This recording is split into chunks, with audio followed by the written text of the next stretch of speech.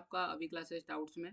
और आपका प्रश्न है कि बुध ग्रह के बारे में संक्षेप में वर्णन करें। आइए इस प्रश्न का जवाब लिखते हैं। सबसे पहले हम लोग लिखेंगे कि यह सूर्य से सबसे निकटतम ग्रह है।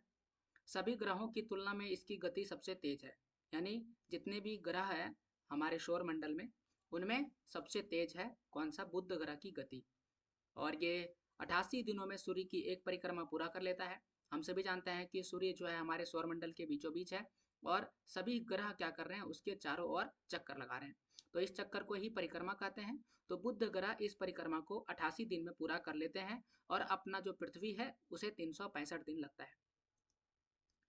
इसका एक हिस्सा हमेशा सूर्य की ओर होता है। सभी ग्रहों का एक हिस्सा हमेशा ही सूर्य की ओर रहेगा।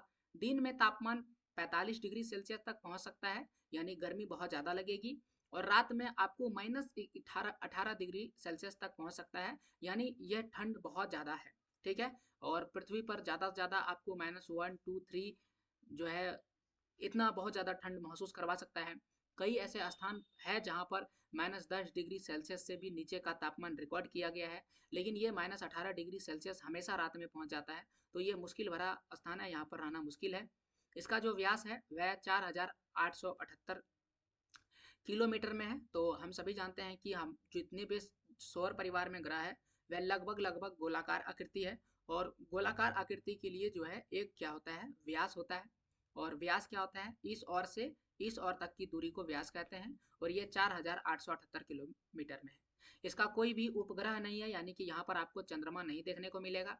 सूर्योदय के तुरंत बाद अगर सूर्योदय होगा, जैसे ही सुबह में सूर्य उगेगा, तो पूर्व दिशा में आप इसको देख सकते हैं, पूर्व दिशा में। और जैसे ही सूर्यास्त होगा उसके तुरंत बाद पश्चिम जो है, पश्चिम दिशा में क्षितिज मतलब आसमान होता है, में आप इसे देख सकते हैं। सूर्य के तेज प्रकाश में इसे नहीं देखा जा सकता। जब सूर्य बहुत तेज होगा तब नहीं देखा जा सकता है, इसे देखना थोड़ा सा मुश्किल है।